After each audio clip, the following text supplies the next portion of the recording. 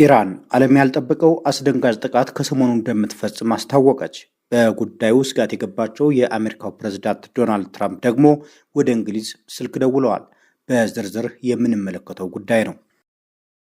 በሩሲያ መዲና ሞስኮ ኢንተርኔት ተቋረጠ።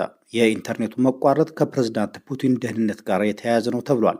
በዚህ ጉዳይ ላይም ተጨማሪ መረጃዎችን ይዘናል። ጤና ይስጥልን እንደምናላችሁ የተወደዳችሁ የቀለም ቤተሰቦች፣ የሰዓቱን አጫጭር መረጃዎች ይዤ ቀርብ ያለው አብራችሁን ቆዩ። ለቻናላችን አዲስ የሆናችሁ ሰብስክራይብ አድርጉ። ይህንን ቪዲዮም ላይክ፣ ሰብስክራይብ እና ሸር በማድረግ ለሌሎች በማድረስ አግዙን። አሁን ወደ ዝርዝር ዘገባዎቹ አልፋለሁ። ዓለም ያላየውም ያልጠበቀውም ጥቃት ከሰሞኑ እንደምትፈጽም ኢራን አስታወቀች። የአሜሪካው ፕሬዝዳንት ከኢራን ጋር ፍሬያማ ውይይት አድርገናል ማለታቸውንም ኢራን ውድቅ አድርገዋለች። አሜሪካና እስራኤል በጥምረት ኢራን ላይ የጀመሩት ጦርነት 25ኛ ቀኑን ይዟል። ያለፉት 24 ቀናት በሁለቱም ተፋላሚ ኃይሎች ዛቻዎችና ጥቃቶች እየተከታተሉ ተፈጽመዋል። በርካታ ያልተጠበቁ ውጤቶችም ተስተውለዋል። አሜሪካና እስራኤል ከኢራን ጓዳ ውስጥ ዘልቀው በመግባት በዘመናዊ የጦር ጀቶቻቸው ታግዘው አያቶላ አሊ ሆምኒን ጨምሮ በርካታ ከፍተኛ አመራሮችን ገድለዋል። ይሁን እንጂ እንደጠበቁት የኢራን እስላማዊ አብዮታዊ ዘብ የሚጠብቀው መንግስት የመውደቅ አዝማሚያ አላሳየም።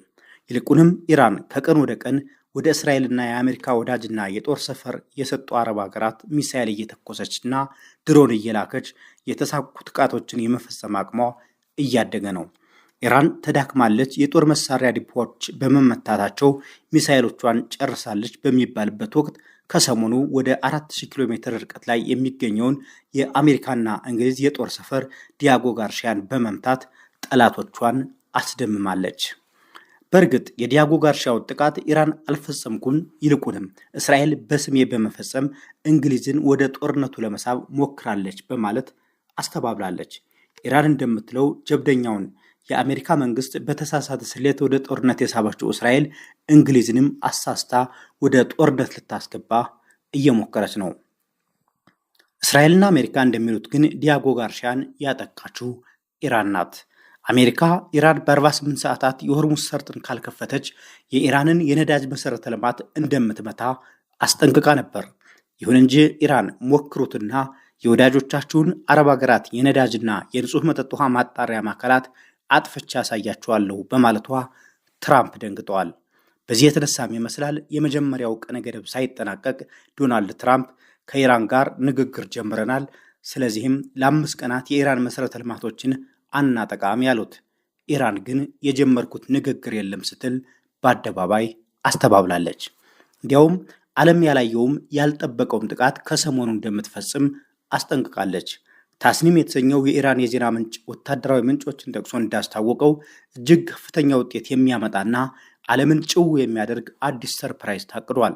በደመነፍስ የገቡበት ጦርነት ማጣፊያው እንዳጠረባቸው የአሜሪካው ፕሬዝዳንት መረዳታቸውን ያመለከተው ዘገባው አሜሪካ ተተኳሽ ጨርሳለች ሲልም አክሏል። መሳሪያ የጨረሱት ዶናልድ ትራምፕ ምላሳቸውን እያስወረጨፉ ነው ያለው የታስኒም ዘገባ ኢራን በመጪዎቹ ቀናት የጦርነቱን አውድ ፈጽሞ የሚለውጥ አዲስ እርምጃ እንደምትወስድ አስታውቋል። ዶናልድ ትራምፕ ትኩረታቸውን ሁሉ ከማህበራዊ ሚዲያና ስልክ መደወል አንስተው ወደ ሰማይ፣ ወደ አክሲዮን ገበያውና ወደ ነዳጅ ዋጋ ያደርጋሉ ሲልም ዘገባው አክሏል። የአሜሪካው ፕሬዝዳንት ዶናልድ ትራምፕ ከደቂቃዎች በፊት በሰጡት መግለጫ ደግሞ ኢራን ለሰላም አንድ ተጨማሪ ድል ተሰጥቷታል ብለዋል። ይህ በእንዲህ እንዳለ የጀርመኑ አየር መንገድ ሉፍታንዛ ወደ እስራኤልና የተባበሩት አረብ ኤምሬቶች የሚያደርገውን በረራ እስከ ቀጣይ ግንቦት መጨረሻ መሰረዙን አስታውቋል። በሌሎች የቀጠናው ሀገራት ማለትም አቡዳቢና ሪያድ የሚያደርጋቸውን በረራዎች ደግሞ እስከ ቀጣዩ ጥቅምት አጋማሽ ድረስ መሰረዙን ገልጿል። ይህም ጦርነቱ እንደሚራዘም ያረጋገጠ ሆነዋል። የፓኪስታኑ የውጭ ጉዳይ ሚኒስትር ከኢራን አቻቸው ጋር ባደረጉት የስልክ ውይይት ደግሞ ኢራን የሰላም አማራጭን እንድትቀበል ለማግባባት ጥረዋል። ይሁን እንጂ በኢራን የውጭ ጉዳይ ሚኒስትር አባስ አራጋች በኩል የተሰጣቸው ምላሽ ምን እንደሆነ ሚኒስትሩ ኢስሐቅ ዳሩ አልተናገሩም። በኢራን አለመንበርከክ የተደናገጡት ዶናልድ ትራምፕ ከሰሞኑ ከወረፏቸው የእንግሊዙ ጠቅላይ ሚኒስትር ኬር ስታርመር ጋር በስልክ ተወያይተዋል።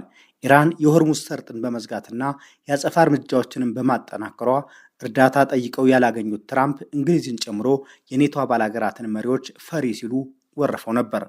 ማምሻውን በወጣ መረጃ መሰረት ደግሞ የአሜሪካ ፕሬዝዳንት ዶናልድ ትራምፕ እና የዩናይትድ ኪንግደም ጠቅላይ ሚኒስትር ኬር ስታርመር ስለ መካከለኛው ምስራቅ ግጭት በስልክ በተነጋገሩበት ወቅት በኢራን ስለተዘጋው የሆርሙዝ ወሽመጥ መከፈት አስፈላጊነት ላይ በትኩረት ተወያይተዋል።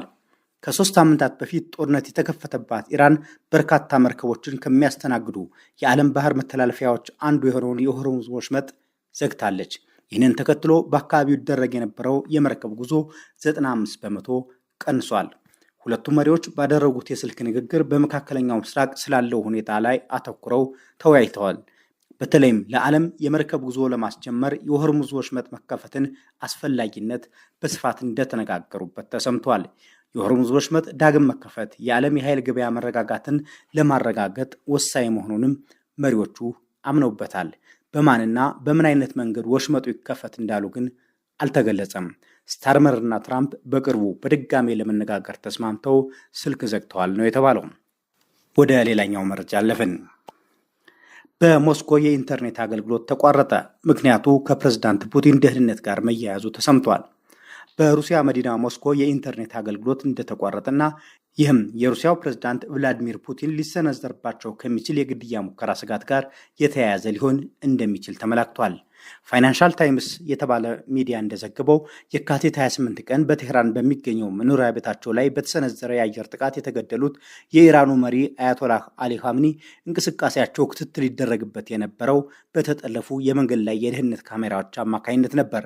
በዚህ መረጃ መሰረት በሩሲያ አካባቢ ድንጋጤ ተፈጥሯል ነው የተባለው።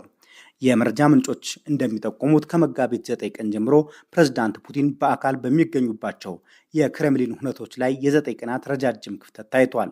ይህም በዘንድሮ የአውሮፓውያን ዓመት የታየ ከፍተኛው የፕሬዝዳንት ፑቲን የስራ መቋረጥ ነው ተብሏል። ኤጀንት ስፖ የተሰኘው የሚዲያ ተቋም እንደዘገበው የሩሲያ መሪዎች ከባለስልጣናት ጋር የሚያደርጓቸው ስብሰባዎች በዲጂታል አማራጮች የታጠሩ መሆናቸውና የሚለቀቁት ምስሎችም አስቀድመው የተቀረጹ መሆናቸው ጥርጣሬውን አጉልቶታል። በዩክሬን ዶኔትስክ ክልል የቀድሞ የሀገር ደህንነት ሚኒስትር አንድሬ ፒንቹክ በሩሲያ የተከሰተውን የኢንተርኔት መቆራረጥ ከኢራን ወቅታዊ ሁኔታ ጋር በማያያዝ ለጻርግራድ ድረገጽ በሰጡት አስተያየት አረጋግጠዋል።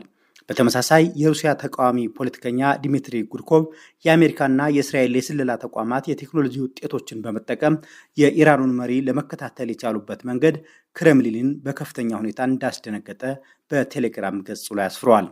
ታዋቂው የክሬምሊን ተችና የሙስና ተቃዋሚ ታጋይ ቢል ብራውደር በበኩላቸው ፑቲን በሞስኮ የኢንተርኔት አገልግሎት እንዲቋረጥ ያዘዙት ዩክሬናውያን ወይም ሌሎች አካላት ኢንተርኔትን በመጠቀም የት እንዳለሁ አውቀው ሊገሉኝ ይችላሉ በሚል ስጋት እንደሆነ ገልጸዋል። ብራውደር አክለውም ይህ በራሱ የሚተማመን መሪ ድርጊት አይደለም ሲሉ የፑቲንን ወቅታዊ አቋም ተችተዋል። ጉዳዩን በሚመለከት በሩሲያ መንግስት በኩል የተባለ ነገር የለም። የተወደዳችሁ የቀለም ቤተሰቦች ለዚህ ሰዓት የያዝናቸው መረጃዎች የእስካሁኖቹ ነበሩ። በሰላም